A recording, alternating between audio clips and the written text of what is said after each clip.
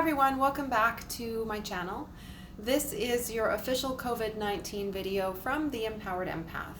So in today's video, I wanted to touch base with everybody and just talk a little bit about COVID-19, the social distancing measures, and how that's impacting everybody. Also want to talk about staying high vibrational during this time, trying to keep our vibration high, keep consciousness on our mind and stay in a place of consciousness versus going into fear a little bit more than may be helpful. Speaking of fear, I also wanted to touch on what that can actually teach us, because we are living in a time of great uncertainty and a lot of anxiety and a lot of fear. So I'm going to talk a little bit about managing that, staying conscious in the face of challenging times and in the face of this kind of adversity, as well as this kind of isolation, and what this can teach us. We are developing a great deal of resilience through this experience. I also wanted to talk about this pause that the world is experiencing, because it doesn't have to be a bad thing. We can use this to our benefit, and how wonderful an opportunity this can be if we choose to take it. And then finally, I'll also talk about my experience with COVID, what it was like for me going through COVID-19. My symptoms were very mild, but I will talk a little bit about that just to share my experience with you for anybody who's curious. So if this is the video that you've been waiting for, thank you so much for your patience, and I'll just get started.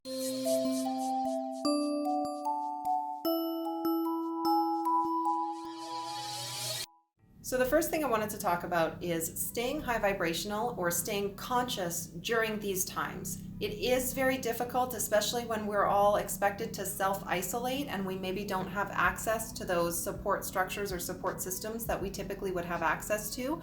We don't have access in the same way. We can always pick up the phone, we can always make a video call, but it's not the same as being in physical presence with somebody. It's not the same as receiving a hug. It's not the same as holding hands. There is something very healing and reassuring about touch, and right now that is very much denied to all of us. So right now, a lot of people are feeling anxiety, a lot of people are feeling fear. They're not only feeling their own fears and their own what-if scenarios are going through their minds, but they're also picking up on energetically the collective's anxiety and the collective's fear. This can be really overwhelming. So first and foremost, I just want to acknowledge that. And it's okay to feel scared, and it's okay to feel uncomfortable with the uncertainty. All of those are valid, reasonable feelings to be feeling. So my point when I talk about staying high vibrational or staying conscious, it's not always about being happy all the time and ignoring the fear or ignoring the more challenging emotions, but rather a reminder to stay grounded. A reminder to center yourself. If you are feeling that you're starting to go off on what if tangents and you're starting to feel feelings that are becoming overwhelming, it's important to check in with yourself and take a step back when you need to. Also tap into those support structures when you need them. Really, my message here is it is okay to not be okay sometimes. But it's also important to manage those emotions and to find a way to self-soothe. And this segues very nicely into what we can learn from this experience. It's not comfortable to live in fear. It's not comfortable to live in uncertain times. None of us know when this is going to end, when things are going to quote unquote go back to normal. Are they going to go back to normal? Do we want them to go back to normal? All of these are thoughts that are coming in now to the collective, and it just creates even more uncertainty. So my suggestion, reminder, whatever you want to call it, is to allow yourself to feel what you need to feel and redirect yourself when you find yourself getting overwhelmed or when the fear, the uncertainty is becoming too much.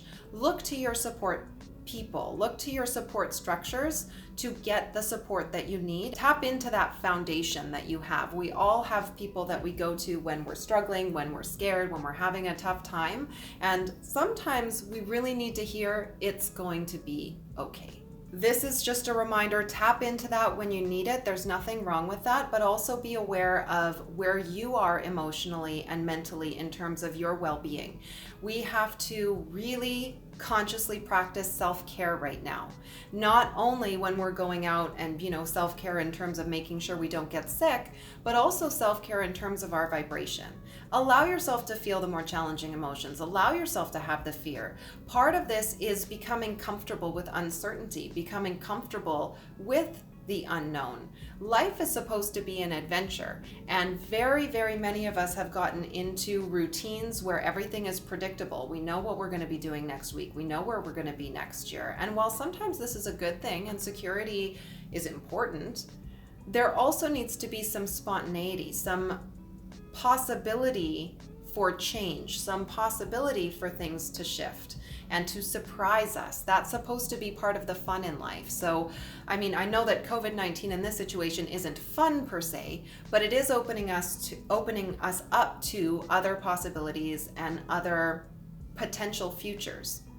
So in that sense, we can get a lot more comfortable with uncertainty, a lot more comfortable with change, and really develop a relationship with fear that can be a lot healthier, because fear does keep us safe as well. We don't want to live in fear. We don't want to be living and making decisions from a place of fear, but we also have to recognize and respect it and acknowledge that sometimes fear helps to redirect us in ways that are in our highest and best good. It does serve a purpose. So in that sense, part of this whole process is developing our resilience, and I would encourage you to be open to that. So what are your fears? What's coming up? What's triggering you? Go into that.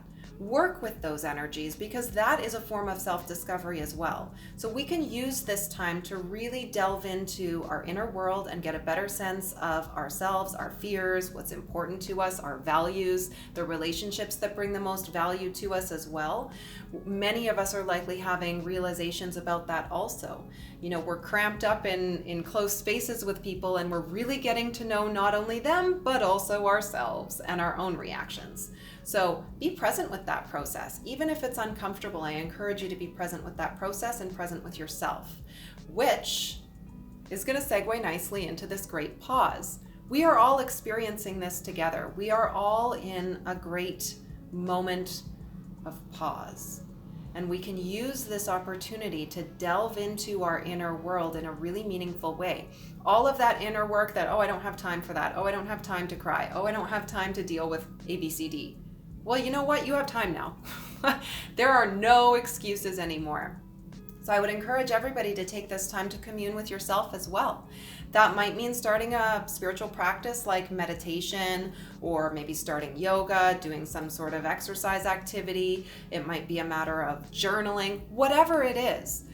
Find your method to connect with yourself. Find the medium that makes the most sense for you, and I would encourage you to delve into that. I would also encourage you, this is a great time to try eye gazing, and I will link to that here for you. I made a couple videos about eye gazing, so I'll put that in the description also for you.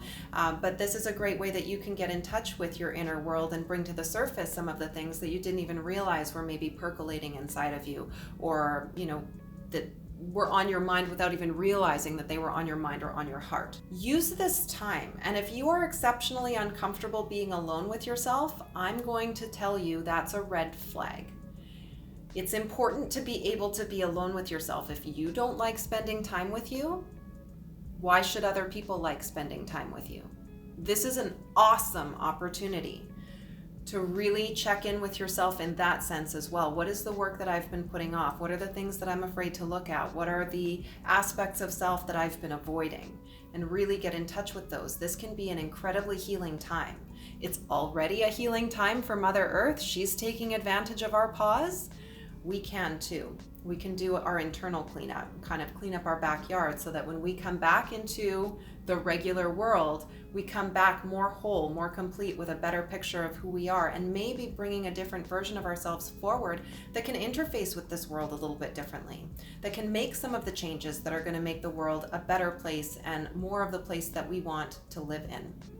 Also, how can we be better neighbors? I wanted to mention community here because if nothing else, this shows us how important our community is. We have vulnerable members of the community, maybe elderly folks, people who don't have transportation, whatever the case may be. There are people who are vulnerable in different ways. Reaching out to help those people, reaching out to develop those community ties is very important right now also, and we're finding that it's just sort of happening now as consequence. I'm really delighted to see in my area there are people reaching out to their neighbors saying, hey, I'm going here, I can grab this for you. People are finding ways to work together to make social distancing work and to help minimize the spread of the virus as well. So it's a team effort, and I just want to encourage and remind people, you are part of a community. And I would encourage you to start engaging with that community if you're not doing it already. Find ways that we can support and help one another. Part of the issue that's created this problem is the isolation and separation that we've all been experiencing even before COVID-19. We all are so interconnected in terms of technology, and yet we don't know our neighbors. We don't know people in our community. We have no community ties. Now, this isn't true for everyone, but many people lack those connections. And when we create a solid community and we create those kind of supports in our own area and, close to home, it's very meaningful. And it really creates a sense of belonging and connection and well-being. It's encouraging to see this happening now, see people reaching out, see people helping one another, wanting to support one another. I'm just going to encourage this and say, let's do it. Let's all step up and find ways that we can support one another, support our communities, and really be there for one another and create that sense of belonging, because that's what's going to get us through. People need to come together during these times versus fighting over toilet paper. So throwing that out there also. Okay, and the last thing I wanted to talk about was my own experience with COVID-19. I'm going to be really upfront. They are not testing in my area unless you wind up in the hospital. So if you're admitted to the hospital, they'll test you for COVID-19. I was not admitted to the hospital, and therefore I was not formally tested for COVID-19. I did get in touch with medical providers, chatted with them about the symptoms I was having, and I was told very likely that this is COVID-19. I also believe that your body has a wisdom. This was unlike anything I have ever experienced, and so I'm quite certain that this was COVID-19 that I was experiencing. So the symptoms that I had were all in the chest, literally not really symptoms anywhere else. I suppose in my back, I did have back pain as well, which is something that happens, which can be a complication or whatever of pneumonia. I had pain in my shoulders and my back. I had achy muscles, and I had this incredible pain in my chest, right at the sternum or the breastbone. It felt like pressure. It felt like there was a pocket of air where there shouldn't be. My lungs were burning, quite painful. Breathing was okay. I did have to take in deep breaths more often, and there was one day in particular that it felt like the whole day I was just focused on breathing deeply. It didn't feel like I was getting enough oxygen. When you feel like you just need to take that really nice deep breath? Well, I couldn't get that deep breath. I kept doing that, but it was never that deep feeling of oxygen coming into my lungs, and so that was really scary. Other than that, I also experienced lethargy. I was exceptionally tired one day. Reaching for my water bottle to take a sip of my water was exhausting. I just felt like I had no power in my limbs. I was just toast. So very different. I didn't have a cough. I did have a low-grade fever, but it wasn't really too much of an issue. It didn't really trouble me too much. I did not take anything other than vitamin C and my vitamins and whatnot. I was drinking my orange juice. I was eating my vegetables and my fruits. I was doing what I could to keep my body healthy and fueled that way. I was fortunate that I did not lose my appetite, and as a matter of fact, my appetite increased, and I just ate everything that I could get my hands on. I was just hungry. I woke up hungry every day, which is really unusual for me. So it was very different. Like I say, I didn't feel like a cold. It didn't feel like a flu. For the first couple of days, I could have mistaken it even for indigestion simply because it was this strange pain in my chest. But then that quickly developed over, just a matter of a couple of days to burning in my lungs. Today, I'm well recovered. I'm certainly not suffering from any symptoms, but I will say that I can tell that my lungs were damaged. I'm typically pretty in shape. I live on a super crazy steep hill, and I've gotten pretty used to coming up the hill, but I definitely notice I'm much more winded. My lungs hurt, they ache a little bit when I overexert myself. I definitely need to catch my breath. I'm breathless a lot more. So I feel it will be a matter of healing and recovering my stamina at this point. But that was really the biggest notice for me. The biggest change was that afterwards, it's not like, a flu, you get over it and you're just back to yourself again. I can feel that my lungs were damaged by this virus and that now I'm still healing from that. Even though I wake up and I feel fine and I'm not sick anymore, my body clearly is still recovering in some ways from this experience. So very unusual. One thing I will say also, when you do get sick like this and this pandemic is going on, it's uncertain, it's scary. I want to acknowledge that as well for anybody who might be going through this, is you don't know how your body's going to respond because everybody seems to respond differently. Some people have mild symptoms, some people have moderate symptoms, some people wind up in the hospital, and it's not all just elderly folks who wind up in the hospital. It can also be folks who are my age or younger. So in that sense, it was very uncertain, and I felt like, I'm typically a pretty healthy person, I'm pretty active, my health isn't really an issue for me, but you just never know. So that was really unusual. I never usually have any kind of fear. Well, I'll just heal, I'll just get over it, it'll be fine.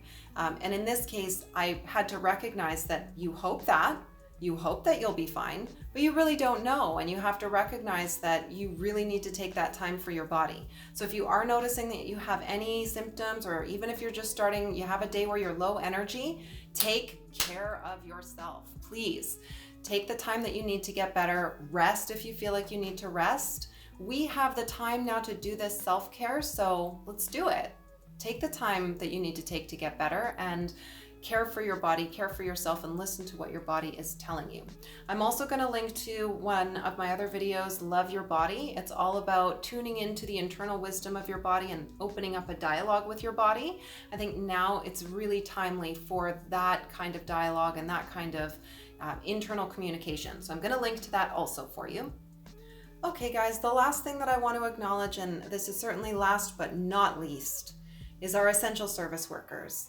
I think it's incredibly important to show our gratitude to them. I just want to say my own personal thank you to everybody who is keeping this world running right now. If you're going to work, if you're one of the ones who are keeping the world going, thank you. Thank you for taking that risk. Thank you for feeding us. Thank you for keeping us safe. And thank you for keeping us healthy. I do hope that this won't just be a forgotten moment. I hope that when all of this passes and we return to whatever normal is going to look like after the fact, that we remember who our essential service workers are and that we show gratitude to them.